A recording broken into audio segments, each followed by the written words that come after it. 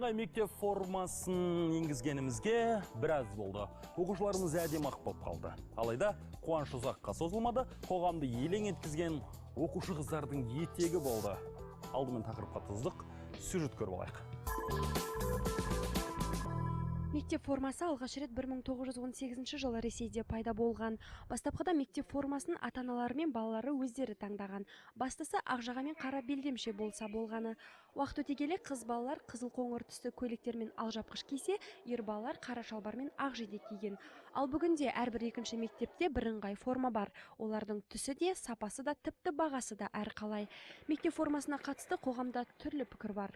Барлығының сол мектепте оқитындығын білдіреді. Ол көрініске де былай бір мектеп болғаннан кейін ол мәдениетті болып тұрады. Ол өте дұрыс сияқты. Егер мектептік біздің форма бірыңғай формаға көшпесе, ол әркім қалағанын киеді, ата-анаға әртүрлі қиындық туады және балалар арасында жарыс пайда болады.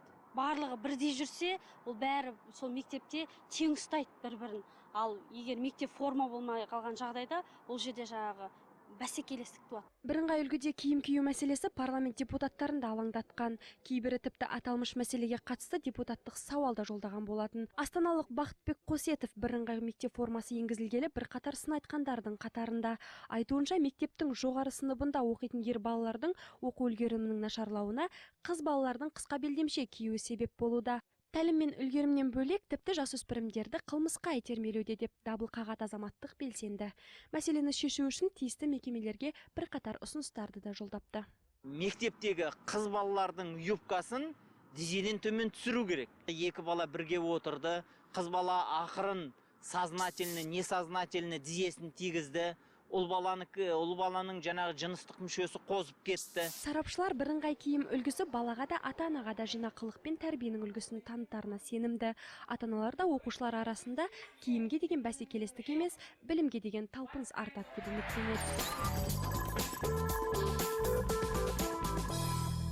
Сонымен мектеп формасы туралы әңгімені әрі қарай жалғап кетейік. Бақытбек Қосетовті тыңдап өттік. Тізеге тізе тиген кезде әрине жағдай өзгеріп кетеді.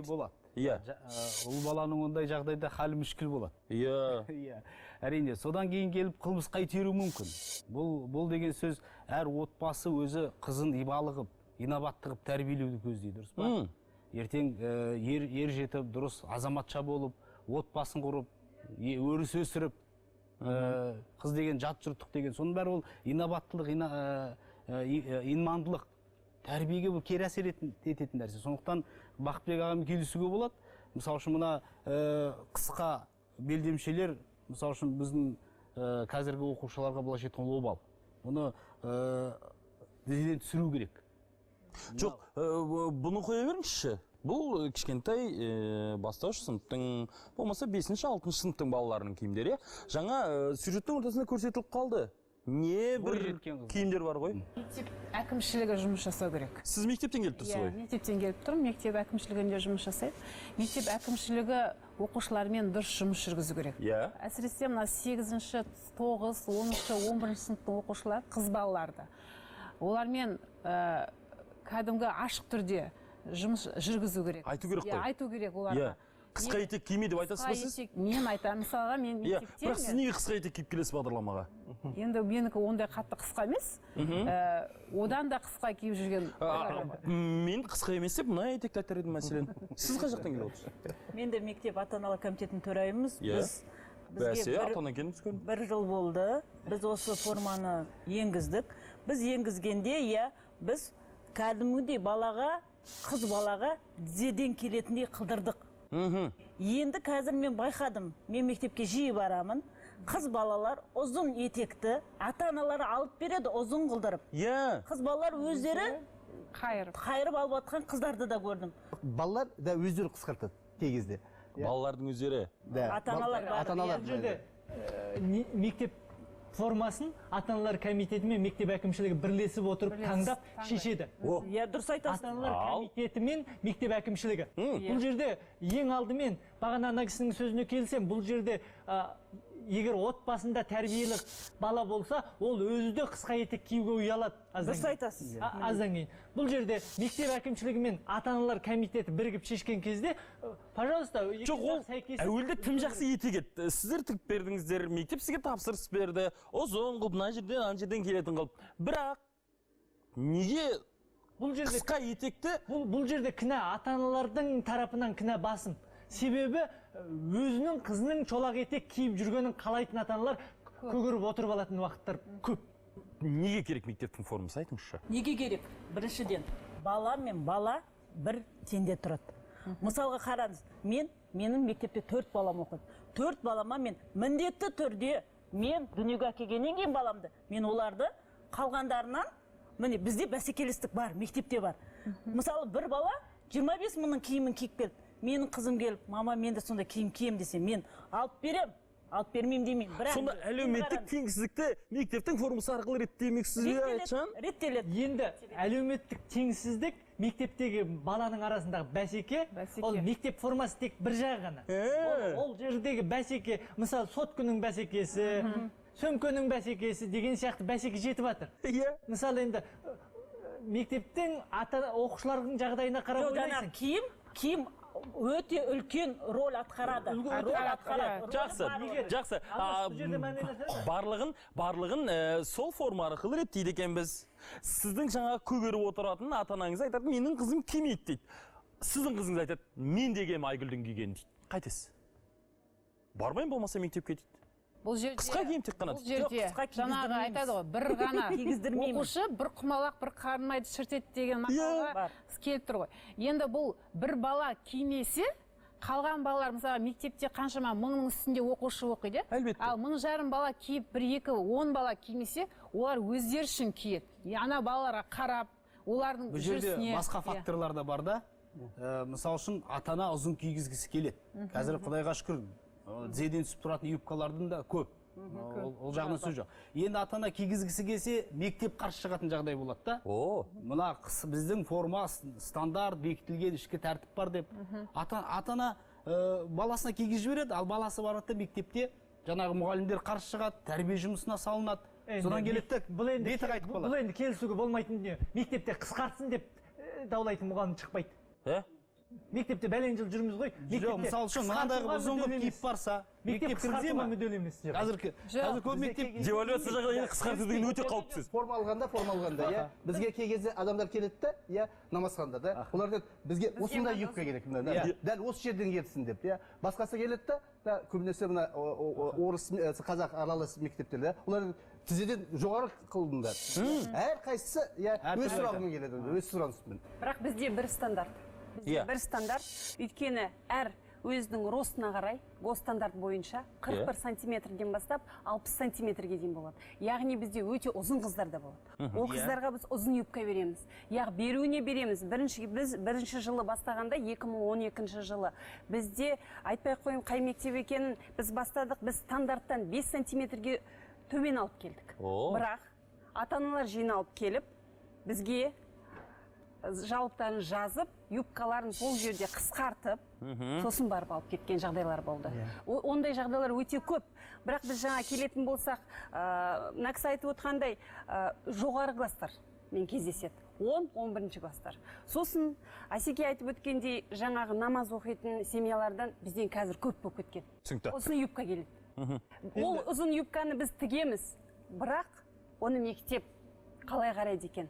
Мектеп қабылдамайды да ондайды. Жаңағы бетін жамылып жүретін қыздар келеді. Олардың өздерінің талаптары ерекше болады енді. Соған да бір мәселені. Енді бұл не сияқты қоғамдық мәселе да бұл. Былайша айтқанда, біз жалпы тәрбиелейтін өзіміз да, өзіміз айтамыз, бұл современный өмір дейміз, Европаға еліктейміз. Бізде өзіміздің ұлттық мәдениетіміз бар емес пе? Өзіміздің ұлттық киімдеріміз бар. Мен айтпаймын, күлшетек ұзын қылып былай ыңғайсыз қылып қойды, бірақ өзіміз ұлттық нақыштарды сақтай отыруға болады. Мысалы үшін бір Европадан қонақ келсе, осындай жағдай болған. Бізде жаңағы Италияның өлеңдерін, Италияның киімдерін киіп шықса, оларға ол қызық емес. Олардың көргісі келетін жерге келіп тұр ма ұлттық киімдері. Ертеңге қарайшы, мынау Шотландияның ұлттық киіміне ұқсамай ма? Ұқсайды. Мысалы үшін мен мынаны кигізгім келмейді қызыма. Бұл жерде мен бір нәрсені мысал еткім келеді. Бірақ сіздің мәселеңізді сәл кейінірек қарасақ қайтеді. Дәл қазір біз Таңшолпан есімді оқушының неліктен мектептен мектепке ауысқанын білетін боламыз. Менің мектеп ауыстырған себебім осы мектеп формасына мәселе болып келді. Ал енді мынаның басқа формасы жақсы, мына етегі жағы шотланд жаңа айтқан форма. Кейбір ата-аналар оны әдейі қысқарап менің қызыма анау санын көрсетіп тұрсын деп бүйтіп алды. Мен мысалы үшін зығырданым қайнайды осы шотланд юбкаларын көргенде де, неге біз қайдағы бір жаңағы Европаның бір елі мәдениетін алып өзімізге тануымыз керек. Мектеп әкімшілігі ата-ана дегеннен шексіз қорқады. Өйткені ата-ана бұл күні Құдайға айналды.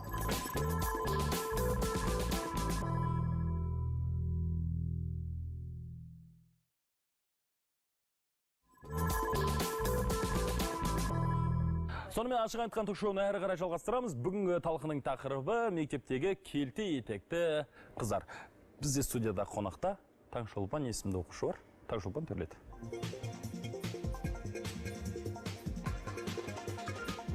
Таңшолпан нешінші сыныпта оқисың? 10-шы сыныпта оқимын. Иә.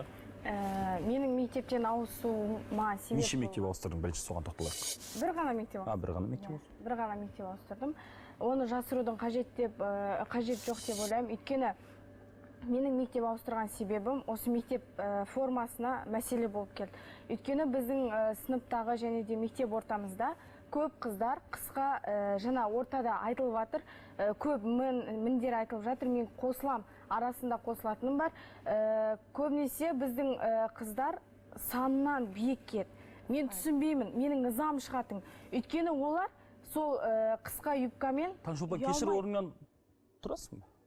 Тұрайын. Жарайды. Мен қысқартқан емеспін юбкамды, ашық айтамын. Менің мектептен берілген юбкам... Бұл енді біз көріп жүрген формалардың қасында иман үстем форма. Одан да қысқа киемін сонда қыздар сен қосың? Иә, мен жасырмаймын оны, міне мына жерден. Оны киюдің не қажеті бар деп ойлаймын. Өйткені олар еңкейген кезде, енді ашығын айта берейін, еңкейген кезде артқы жағы көрінеді. Және де бізге ағайлардан да ескерту болды. Қыздар, сендер қыз баласыңдар, бұлай киінудің қажеті жоқ. Ол тым артық болып кетеді. Және де көшеде бізге қыздар болып қайтамыз ғой, үйге қайтып бара жатқанда, сонда бізде қыздардан, мен ол қыздардың қастарында жүруге қатты ұялатынмын. Өйткені мен өзім тізеден асқан кидім, мен қысқартқан жоқпын. Өзімді сондай жаман сезіндім. Өйткені жаңағы қыздардың қасында мені бізді ер балаларда мазақ қылатын, ой, ұятсыздар деп. Мен оны жасырмаймын, осы тарапты айтып кетейінші.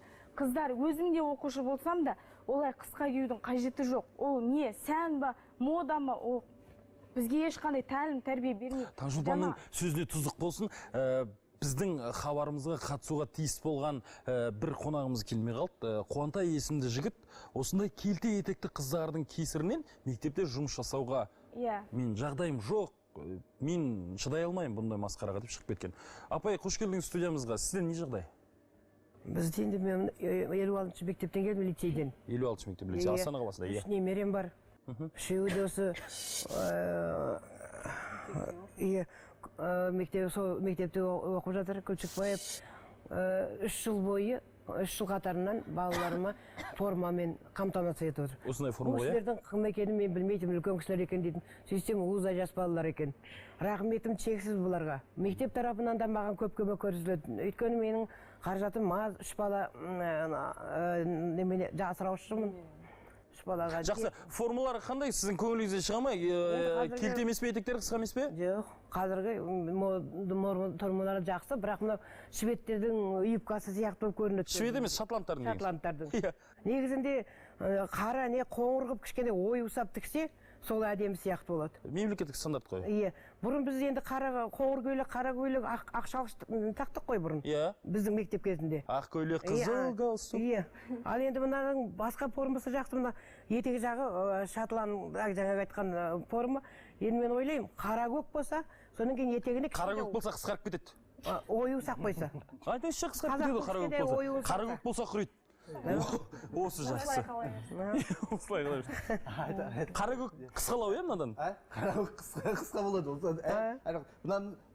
Не мына жерден қысқартуға болады, не мына жерден қысқартуға болады. Жоқ, мектеп стандарты дейміз де, оқушыларға мынандай кигізіп қоямыз. 6-7 сыныптың мектепте оқымай ма, жаңа 9-шы, 10-шы сыныпты қыздар не кимейді осындайды? Барлығы киеді.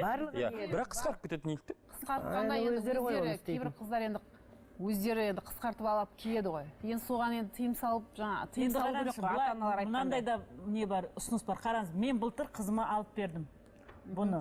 Бұл форма алып беруді әжептәуір қаражат. Енді оны мен алған кезде, мен арнайы алған кезде мен үлкенірек қылып алдым, ұзынырақ қылып алдым. Сіз білдіңіз ғой енді алда не болатынын. Кейбір ата-аналар оны әдейі қысқарақ менің қызыма санын көрсетіп тұрсын деп бүйтіп алды. Енді келесі жылы ол бала өспейді ма? Бір жылда бала ер жетпейді ма? Ол жаңағы бүйтіп алғандар енді бүйтіп қалады да. Одан кейін ол соны жарайды, жүре бер, саған ұнаса болды дейді. Ал мен мысалға өзім биыл оқу басталғанда айттым, қызым кәне киіп көрсетші деп едім. Бүйтіп тұрған киімі бүйтіп қапты. Ай, жарайды екен, дізеден былай болса, уже офисная длина, а былай әдемі екен, жүре бер, биылға шыдайды екен дедім.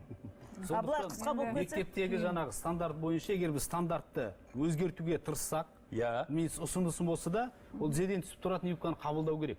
Ол біздің мына мәдениетімізге сай келеді. Ол батыстың мәдениетіне қысқа киюге ұмтылмау керек. Стандартты біз ұзын қылып қабылдасақ, мектеп оны контроль қалса, қадағалау қалса, онда жаңағы үйдегі ата-ана қанша көгеріп сазарып қысқа кигізіп отырса да, бірақ мектептің тәртібі тәртіп. Сондықтан оны біз қоғам, біз мемлекетіміз болашағын тәрбиелеп отырмыз ғой. Бала деген мемлекеттің болашағы ғой. Әр мектептің өз стандарты бар ма, жоқ әлде мемлекетте бекітілген стандарт бар ма? Мемлекетте бекітілген стандарт қой, сол стандартқа сүйенеміз біз.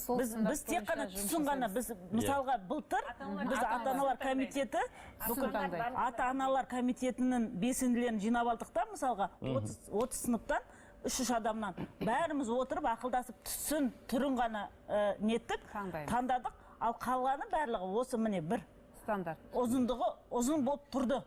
Қазір осы дәл осы жағдайға байланысты бейнематериал бар, соны қарап өтеміз, содан соң жалғастырамыз. Бізде әр мектепте өзінің командасы бар. Яғни ол команда қазір әр елге сайысқа шығады.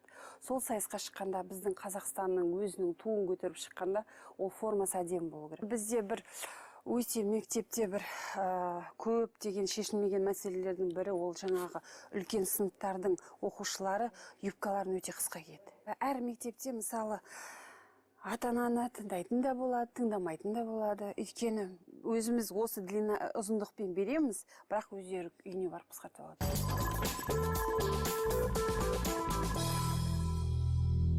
Айдалмаған нәрселеріңіз бар ма тағы да? Тағы не қосады?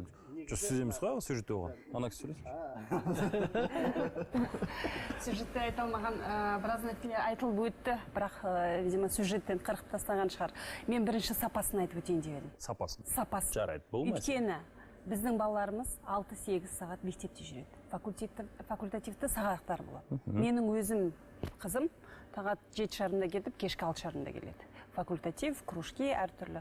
Сонда өздерінің сапалы киім болмаса, ол баланың денесінде қазір аллергия деген көбейіп кетті. Синтетикаға, жасанды материалдарға. Біз неге бұндайды? Біз көп ойландық.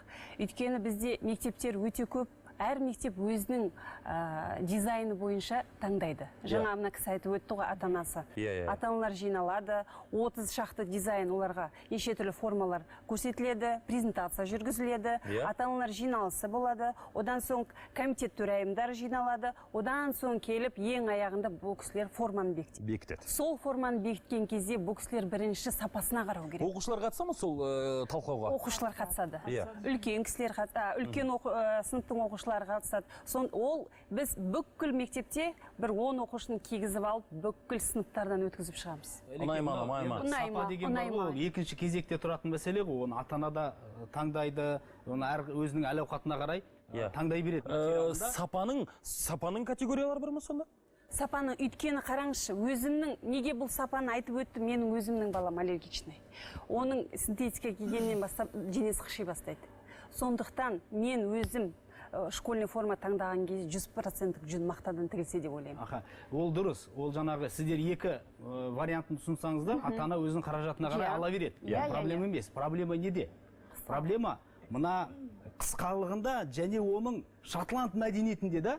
Мен мысалы үшін зығырданым қайнайды осы шотланд юбкаларын көргенде де. Неге біз қайдағы бір жаңағы Европаның бір елі мәдениетін алып өзімізге тануымыз керек. Тегін жарнамалап жатырмыз. Иә, тегін жарнамалап жатырмыз, және біз Қазақстан ол тамыры тереңге, тарихы тереңге келе жатқан не? Кешегі Шотланд қаншама қиын қыстау заманында басынан кешірді. Францияның, Англияның отарлауында болды. Олар үшін бір маңызды бар нәрсе шығар, бірақ бізге оның қандай қатысы бар? Сондықтан менің ұсынысымда біз мына Шотланд юбкасынан айырылып, өзіміздің қазақи мәдениет нақышы бар нелер белдемшелер тігуіміз керек. Мына юбкалар бірыңғай түсті. Егер ондай жағдай болмаса, оған келіспесек, онда мектепте еркін форма қабылдауымыз керек. Еркін форма қабылдауымыз керек. Ал егер қысқаны солай қалдыратын болса, одан еркін форма жақсы. Еркін форманы енгізуге болмайды, өйткені бұл форма, бірінші баланың бірінші корпоративтік формасы. Олар бір топ болып, бір мектеп, жаңа айтылды ғой, бір сайысқа шықса да, біз түсіп отырмыз енді, сіз бизнесіңізді қолдауыңыз керек әрине. Бірақ неліктен бұл түске жабысып қаламыз? Түске жабыспауға болады. Мен айттым ғой, жаңа 30 түрлісі бар деп. Бір мектепте де бізде жаңа қара көкті кигізуге болмайды дедіңіз. Дұрыс айтасыз. Өйткені қара көкті мына шотландка секілді тізеден істедік, бірақ бірінші қыркүйектен кейін барып мектепке барып көріңізші. Ол тез қысқарады. Соны қысқармайтындағы оюменен, қазақи оюмен істеу де керек. Ойын юбканың ең астына қойып, ойы жоқ болса бітті. Бірақ олар ол жерде де табады. Олай істеп алады. Жоқ, астынан, жоқ, үстінен көтере қойды ғой, не жерден келіп алып жүреді сосын. Бізде оқушылар нәрсе бар. Белінен мына кісі айтып отыр, 4 балам бар. Әр жылы мен киіндіре алмаймын дейді. Ол кісілер, көп кісілер белінен қысқартып алады. Ендігі жылы түсіре салады. Таңсұлпан Ботам айта ғой, неліктен олар қысқартады? Неліктен жоғары көтеріп? Сән үшін шығар. Сән үшін деп ойлаймын. Иә, басқа? Жоқ, ол сән енді, сән сонда, сән сандама тек қана? Жоқ, мен ойлаймын, жаңа апайым айтып кетті ғой, ата-ананың берген тәрбиесінде деп. Біріншіден, оған қосылам. А неге мен ата-анам мысалға дәл сол секілді қыздар секілді, мен кейде ойлаймын, неге осы сол қыздар секілді болмайым, неге мен солар секілді қысқарып жүре алмаймын деп. Өйткені маған ата-анам ондай тәрбие берген жоқ. Ботам, Айтжан, осы сен әлеуметтік желілерде небір түрлі ұлттық маңызды әңгімелер айтасың да, неліктен осыған мысалға ойланып көрмедің? Мен ойланып көрдім, бұл бірыңғай мектеп формасын бірыңғай модаға айландырмайық деген мақала жаздым. Есімізде. Ол жерде мен өзбектің формасын мысалға келтіріп көрсеттім де, өзбектің мектеп формасында кәдімгі өзбек баласы екен. Қайсың да? Сол сияқты біздің де мектеп формасына бізге қарағанда шотланд баласы екенін айтпай танисың да? Біздікі кімнің баласы екенін тану мүмкін емес. Шотланд баласы ғой. Енді бұл жерде мен соны айтқым келеді. Бірінші біз ұлттық негіз енгізуіміз керек. Өйткені біз қазір ұлттық нәрсені, ойбай ұлттық киім кимедің деп ана-мынаны кінәлап жатырмыз ғой. Оны кіші кезден бастап балаға, мысалы, міндеттейік, бұл бір нәрсе. Екінші, мектепте жүріп менің көргенім, қазір енді мектеп әкімшілігі жалпы бала мектеп әкімшілігі ата-ана дегеннен шексіз қорқады. Өйткені ата-ана бұл күні Құдайға айналды. Кешіріңіздер. Шындық. Өйткені олар балаға бір ескерту жасасаң, Құдайлар келеді дейсіз ғой. Қатты ұрсаң, ол кеп мектепке шу шығарады. Әйтпесе департаментке барады, департамент келеді, мектепті қысады. Бәрібір де бұл жерде ата-ана мен оқушы мен неменің арасында, ата-ананың арасында мұғалім, әгер екі түйе соғысса, ортасында шыбын өледі деген сияқты нәрсе да, өледі. Мұғалім қазір, мысалы, форманы мына кісілерден сатып алады, барады да, шпини салонға барады да, қысқартып алады. Қысқартып алады ата-ана. Келседі, баласын ертіп барады, қысқарттырады, кигізіп қояды. Сенікі мектеп формасына неге қысқа деп соған сіз айтыңыз? Менің балам неге жұмысын не? Қазір ондай да ата-аналар бар. Кешіріңіз, мен соңына айтайын. Әуелі, мен балам мектеп формасын кимейді, не істеп аласың? Міндеттеу заңы жоқ. Міндеттеу ұсынады, мектеп ұсына алады, бірақ міндеттей алмайды формаға. Сондықтан мені міндеттей алмайсың, кимеймін дейді. Дәл соған ұқсас мен базардан алып сатып беремін дейді, базардан алынған етегі қысқарақ көйлекті өздері сатып алып береді, содан кейін амалыңыз жоқ. Бұл жерде мектептің ешқандай бір жазалауға, әйтпесе басқаға, ата-анаға жаза қолдануға, оқушыға жаза қолдануға. Бірақ Аятжан, мынандай болып тұр. Бір ата-ананың жағдайы жоғалып беруге, 4 қызына, 5 қызына, оған қандай мектептің формасы беріледі, соны ғана киюге мәжбүр. Сондай ата-ана бар қазір біздің студиямызға келетін. Дәл қазір сол кісінің әңгімесін тыңдаймыз. Үзіліс. тегін бергеннен кейін соңынан береді. Біз, например, 31 күн аламыз, 30 күн аламыз, жаңағы бір күн қалғанда, бір 3-4 сағат қалғанда береді. Киімім жоқ деген ата-аналар келіп жатыр талай, оларға біз мүмкіндік береміз. Мысалға, уақыт береміз 1 айға, 2 айға. Білмеймін, қай мектеп екенін айта алмаймын. 20 күн бала сабаққа бармапты. Сол мектеп формасының ұзындығы мемлекеттік стандартта белгіленген ба? Жоқ. Қандай мемлекеттік стандарт ол? Құрметті көрермен, бастан кешкен хикаяңызбен шансырыңызды бөліскіңіз келсе, хабарласыңыз. Әлеуметтік желілерде пікір жазыңыздар, көрсетілген телефонға қоңырау шалыңыздар және электронды поштаға хат жазыңыздар. Күтеміз.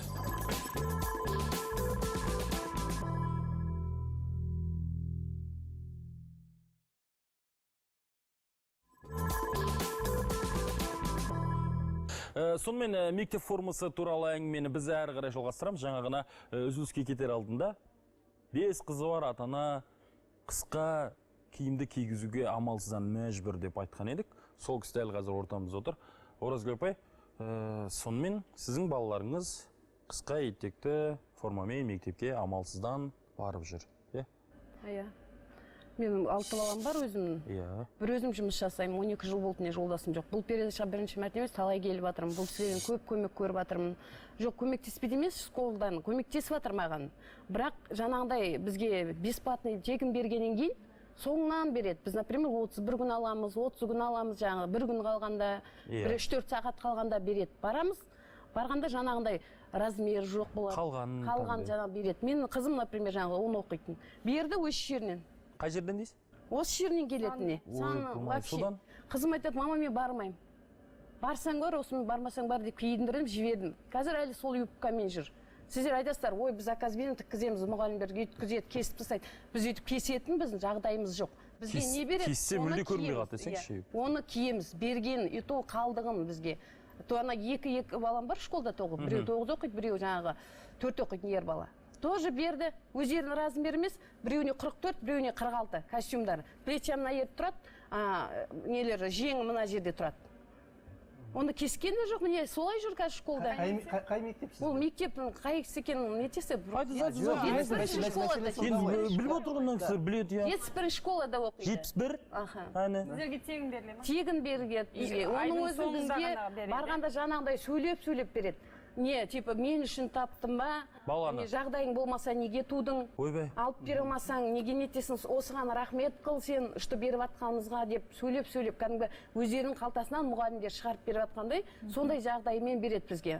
Ұрсып, кәдімгі бетімізге салып, ісіме талай. Например, қазір барып жүр балаларым, спортивка жоқ, не жоқ. Сіздің бір балаңыздың формасы жоқ қой, мектеп формасы? Алдыңғы жылы формасы болмағанда, үйге прям участковыймен келіп, прямо нагло үйге аяқтармен кіріп, неге сендер киім апера алмайсың, неге үйтпейсің? Мен өзім 6 баламен, бір өзім, 2 немеремен бір дачада осындай 15 шаршы жерде тұрам.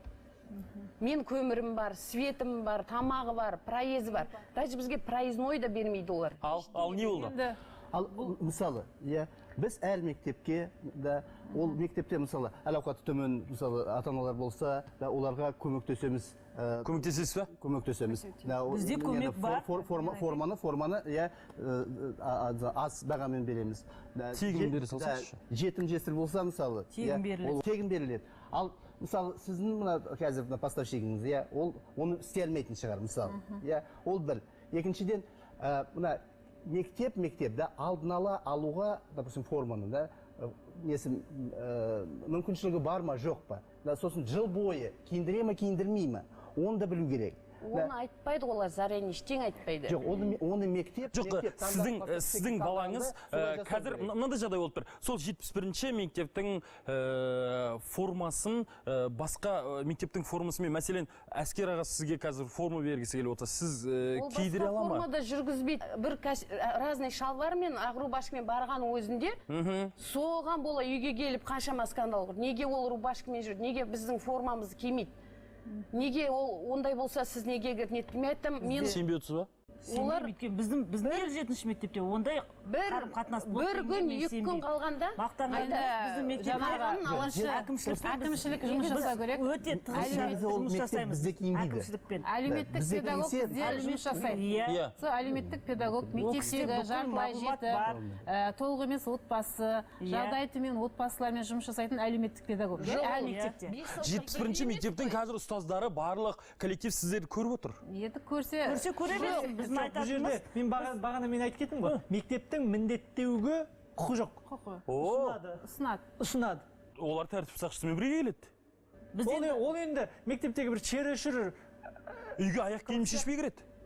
Ол енді негізінде ешқандай да қылмыс емес. Бізде енді мектепте киімің жоқ деген ата-аналар келіп жатыр талай, оларға біз мүмкіндік береміз. Мысалға, уақыт береміз 1 айға, 2 айға, сіздердің ақшаларыңыз ақша алғанша, содан кейін алатын мүмкіндіктеріңіз бар ма деп сұраймыз. Егер де жаңағыдай көп балалы болса, мына кісі сияқты 6 баласы болып, бір ғана ата-ана қаржы табатын болса, біз оны әлеуметтік педагог жұмыс жасап, бізде мектептің тарапына, немесе біз жаңа алып жатқан фирмамен келісе отырып, біз мектептен жаңа не береміз, тізім береміз балаларға. Жақсы, егер мен жаңа Аятжан сен әңгімеңнен шығарайын кешір. Егер келте етекпен кіргізбейтін болсаңдар мектепке менің оқушым бармайды дей алады. Ол ата-ананың құқы. Ал мына кісінің құқы шектелмей ма, сол кезде менің формам жоқ, осылай барады балам деуге. Бүкіл школа бір бес саусақ бірдей емес қой. Менің балаларым 2-3 жыл бұрын 56 школада оқыды. Сонда оқығанда, например, жақсы көмектесті бізге. Тегін проездной, тегін форма. Еще бір ай бұрын олар бізге айтады: балаңызды алып келіңіз, размерін алайық, форма дайындап берейік, кітабын тегін бәрін берейік дейді. Мынау школаға барғалы міне, өтірік айтпай қойын, кеш жамылып тұр ғой. Бір еш көмек жоқ. Өйті бергенің өзінде бетіңе салып, шұқылып, көзіңді сөйтіп барып беретін екен. Бұл жерде мектептің жеке ішкі тәртібінің төмендігі. Мысалы, бізде бар, егер ата-ана мысалы мектеп формасын алып кие алмаса, дәл соған түстес базардан арзан алып киюге болады. Жоқ, мектептің жағдайым болып жатса, оны өзімде сатып алып. Мектептің барлығына бірдей стандарт болмаса, неге ол мектептің формасында стандарт қайдан шығады? Егер стандарт болмаса, сіз айтасыз, ана мектептің ішкі тәртібі басқа, мына мектептің ішкі тәртібі басқа. Кіргізбейді. Ішкі тәртіп барлығына тәртіп бір ғой. Қалыптасқан стандарт бар мектептерде. Жоқ, стандарттар рубашка белый болды, ақ рубашка. Астына мына какой-то бір шотланддар еркектері киетін юбка үшін бізді школға кіргізбейді. Потому что разный форма дейді, бөтен киіммен барса. Түсінікті. Олай болса, біз мектепке сын айтқыш екенбіз. Сын болса, ұсыныс болу керек, Қандай ұсыныс бар? Ұсыныс біріншіден балама қандай болады? Мына жерге жаңағы стандартты бекітетін мекеменің несін шақыруымыз керек еді. Сол кісіден біраз сұрақтарымыз бар еді. Ұсынысты соларға айтылу керек. Білім министрлігіне ресми хат жазылды, олар келмейді. Көрдіңіз ғой. Енді мысалы үшін Оразгүл апайға қазір осы жерде бәрін былай айта бергенмен бір шешім болу керек қой.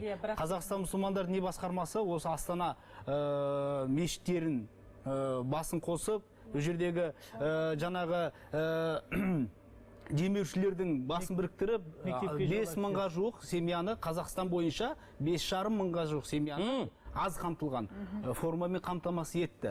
Мен Оразгүл апайға айтамын, бізге келіңіз, сіз мысалы сол тізімге қояйық. Бәрекелді. Мына кісінің жаңа айтқан сөздеріне жауап берейін. Біз жылда мектептен тізім алып отырамыз. Жетімдерді тізімін өзінше аламыз. Сосын 150-200 балаға аз қамтылған көп балалы аналардың тізімін аламыз. Оларға өздеріне тиесілі жеңілдіктері бар.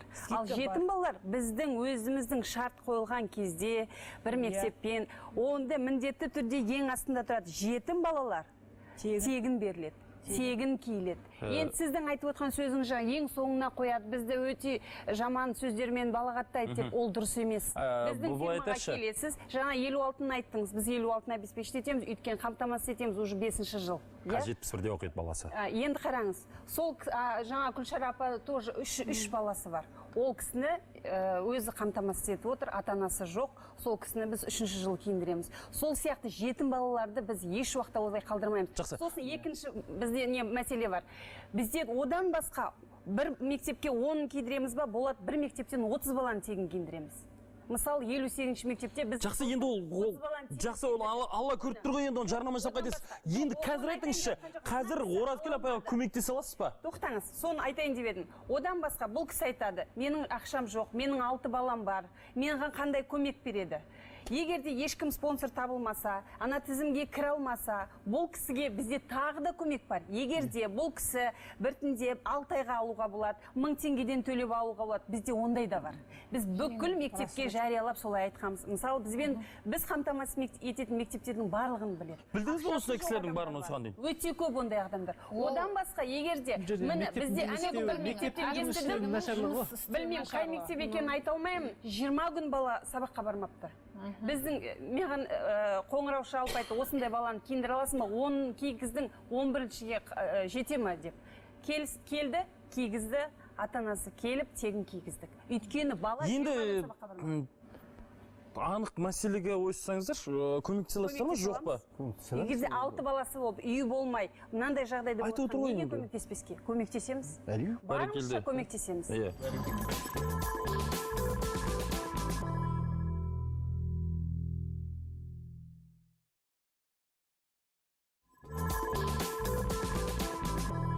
Бізде мынаны алмастыра алсақ, егер келесі жылға, басқа жылдарға сізде қандай ұсыныс болар еді? Енді жаңа айтып кеткендей, қазақи тұрғыда бір ою өрнек салу, орнамент деп атырмыз ғой? Белгісі. Енді бір кеудешесіне ма, белдемшесіне ма, бір жеріне бір жаңағы әр мектеп өзінің ұсыныс қабылдап, ұсыныспен қай жерге қандай бір ою түрін қойып, содан кейін барып шығарса болады. Енді қазір мен ендігі жылға мінекей осыны киесіңдер, биылдан соң бұл жаңа мектеп формасы кимейсіңдер деп мен ешқандай ата-ана айта алмаймын. Оны келесі жылдан бастап біртіндеп енгізе беру керек. Келесі жылы балалар ала береді. Мынадай жағдай, егер білім министрлігіне хат жазған кезде, ол кісілер айтты, сырғытпа жауаппен бұл ата-ана мен мектептің арасында шешілетін мәселе, біздің араласуымызсыз деп. Егер барлығы мемлекеттік стандарт қойылатын болса, мемлекеттік стандарт деген өзі мемлекеттен бекітілетін нәрсе болу керек қой. Онда неге білім министрлігі бастырады? Бұл бірінші сұрақ. Ал екінші, ол өте қиын нәрсе ма? Егер біз өзгеріс, яғни ата-ана мен мектеп өзгеріс енгіземіз деген жағдайда. Қиын емес. Ол ата-ана мен мектеп бірге келісетін болса, ешқандай қиындық жоқ. Ата-ана келсе, біз ұсынысты береміз ата-анаға. Одан кейін ата-ана көріп, оған өздерінің ұсыныстарын айтып, келісетін, келіспейтіндігін айтады. Ол ешқандай қиындық жоқ. Егер Астана қаласындағы 56-шы мектеп бүкіл республикаға үлгі болып, біз мынандай мектептің формасын ұсынғымыз келеді десе, Алмас, бұл жерде мәселе солай болар еді.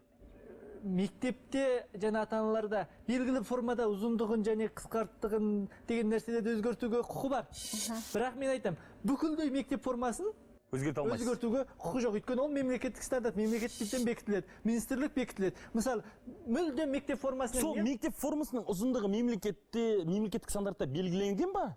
Жоқ. Қандай мемлекеттік стандарт ол? Ұзындығы өлшенбейді. Тек қана түсі ма, мына шотландқа осы ма бекітіп бергенсіңдер мемлекет? Бір 2-3 суретпен белгілеп берді, осындай формада болу керек. Күшті. Жоқ, ұзындығында негізінде болу керек. Ол жаңағы бізде тобықтан ұзын кие алмайды оқушы. Жаңа сіздер айтып кеттіңіздер ғой, жаңа има намаз оқитын кие алмайды, әлбетте. Ол кісі, ондай оқушылар бізде қазір осындай жаңағы белдемшені киюге тура келеді. Оларға біз мысалға тобықтан юбка, жаңа белдемше киюге рұқсат бермейміз. Не үшін? Өйткені барлығы да сол тізеден. Негізінде стандарт ол бар деп ойлаймын. Ол бұрынғы совет үкіметінен. Аятжан, кешір. Мемлекеттік стандартқа осы мектеп формасы қанша жылда енгізілді? Қанша уақыт алды осы форманы енгізу? Бір жылда өзгертесіңдер ме? Жоқ. Демек онда әлі де көптеген қазақы оюды енгізу үшін әлі уақыт керек. Егер ата-аналар комитеті басшы болып, ата-аналар комитетінің басшылығында үлкен ұсыныстар жасап, бір-екі мектепті киіндірсе, одан кейін мектептердің ары қарай іліп алып кететініне мен сенемін. Біз бұны қоғамдық деңгейде көтеріп, форманы ұзартуымыз керек. Өйткені ұзарту ол біздің жаңағы болашақ ұрпағымызды инабатты, ибалы тәрбиелеуімізге үлкен үлес қосады. Ал енді жекелеген жағдайларда, ұзын кигісі келген жағдайда мектепте рұқсат бермеуі ол баланың ата-ананың құқығын шектейді. Сондықтан біз бұл қоғамдық деңгейде ұзын қылып және ұлттық нақышта шығаруымыз керек. Ол үшін қанша уақыт керек болса, керек болсын, оны жаңағы мемлекеттік стандартқа бекіту керек. Оразгүл апайға көмек берілетін болды. Бүгінгі бағдарламаның бір жетістігі деп ойласақ болады, және көптеген ата-аналарға ой салдық. Мектептің аты мектеп, ол бой жеткеніңді көрсетіп, келте белдемшемен жүретін жер емес. Оқушы тек алғырлығымен, біліммен ғана өзгеден ерекшеленер. Ал қысқы етекпен көзге түсем десе, ол ата-анасына сын. Ашық айтқанда осы, алмасалда келесі көрсеміз. Жалпы қанша атақ керек бір басқа жеткілікті болу үшін? Қалай ойлайсыз? Енді мен оны біріншіден алғанда өзім сұрап алғам жоқ. Бұл енді еңбектің еленгені жақсы ғой. Мен қазір осы күнде кішкене сол мәдениет қайраткер деп өзімді айтуымнан ұяламын. Өйткені қазір екінің бірі мәдениет қайраткер. Қазір көшеге шығып, бір тас лақтырып қалсаңыз, бір мәдениет қайраткердің басына барып тиеді. Ылғи мені жазушылар одағының осы өзімнің жазушылар одағының табалдырығынан шыға алмай қойдым. Жалпы мына сыйлық деген дүние адамдардың арасында түрдараздық туғызады. Былай қарағанда бір-біріне жек көрініш туғызады.